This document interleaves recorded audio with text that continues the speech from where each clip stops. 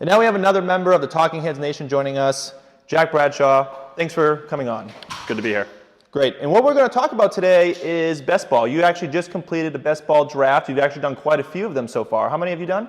I'm at 17 right now. 17. Wow. Holy crap. So what we're going to talk a little bit about is the differences of a redraft league and best ball. Like, what are you trying to target? What are the differences in terms of players and how the value changes between the two drafts? One of the big things is obviously you're going for upside because you don't have to reset your lineup every single week. It's set for you on your max points.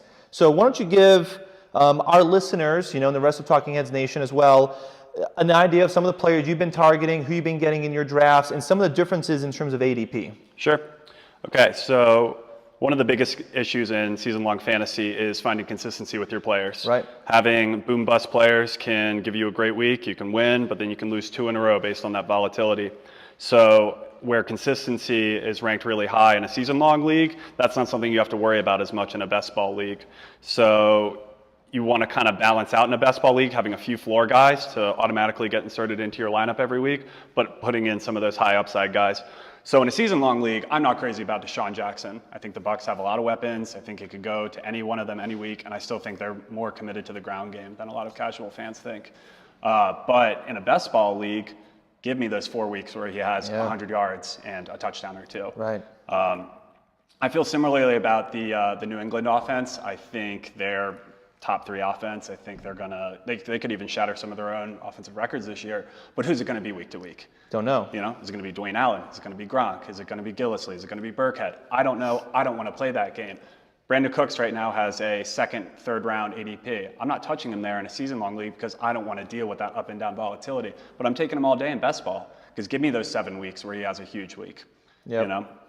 So pretty much that is what it boils down to, those differences. Right, exactly. So we're trying to pick these players that we know is going to have those monster weeks. Targeting good offenses is a great strategy, Yes. New England, so I'm sure you probably like the Green Bay offense or maybe even obviously some people on the New Orleans offense. Mm-hmm. Another area that you'd probably target is, well, they're not starting today, but way down the road they could be starting, and you don't have to worry about roster management all season and dealing with waivers. Big thing with handcuffs is it's tough to hold on to them all season. And in redraft leagues, we get a little hesitant on drafting them because it's a lot harder to hold on to these people than when you actually get into the middle of the season. But in best ball, you can do that. So what are some of the handcuffs and other players that aren't really starting right now that you looked at and that you drafted? Yeah, totally. So it kind of gets back to the similar core idea before of who am I going to start week to week? And with handcuffs and backups, I don't have to worry about that. So let's go with the New Orleans backfield. We know that's going to be a top offense. We know they like to run the ball a lot within the 5-yard line. I don't know if it's going to be Mark Ingram or Adrian Peterson week to week, but right now in a best ball league, I can get them in the 6th and 8th round. Mm-hmm. Give me that, and I'm getting top 5 production probably week to week with the variance. So I'm okay with locking down a whole backfield like that. I think there are a lot of questions right now about Oakland's backfield and Marshawn Lynch, and I understand those. But if I pair him and then in the 18th round grab a Jalen Richard, then I feel good that week to week that's going to give me the consistent output over the course of the season. Like even if Marshawn Lynch breaks down at some point, exactly, then you've got the backup there as well. Let's throw out a couple other names before we kind of wrap up, just to see where these players match up and if they fit a little bit better on the best ball. Mm-hmm. I think this person works in both scenarios. I'd be curious to see maybe if you know where his ADP was in the best ball. Stephon Diggs. Mm-hmm. Yeah, Diggs has a little bit of a variance right now. I've seen him going as early as the mid-4th to all the way into the late 6th. And I think that, to me, the biggest concern with Diggs is injury. If you go back to his college history at Maryland, the reason he fell to the 5th round in the NFL draft is he was injured.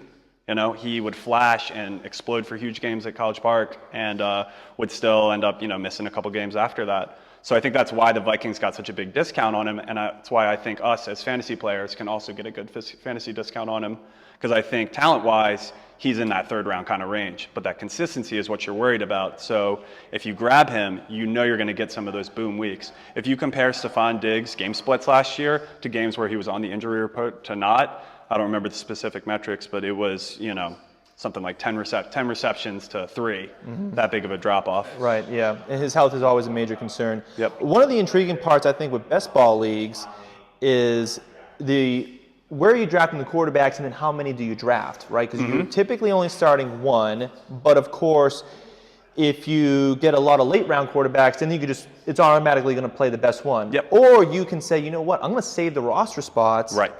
Let me get a stud elite person who's mostly going to outscore the lower end quarterbacks week in and week out. Yep. I don't have to waste that extra spot on an additional quarterback. I can use it as an additional high upside handcuff flex player. Yeah, and that plays in a lot to my answer. When I tell people that I'm doing these best ball drafts during the offseason, I sometimes get the criticism of, well, how do you know they're not going to get injured? And that's the kind of balancing act you play. So if I'm waiting a little bit on quarterback, let's say I'm going into kind of right outside the top 12. Maybe I'm grabbing someone there on the fringe like a Kirk Cousins and then a Mariota and then, a Stafford or somebody like that. If I'm doing that, I'm going to grab probably 3.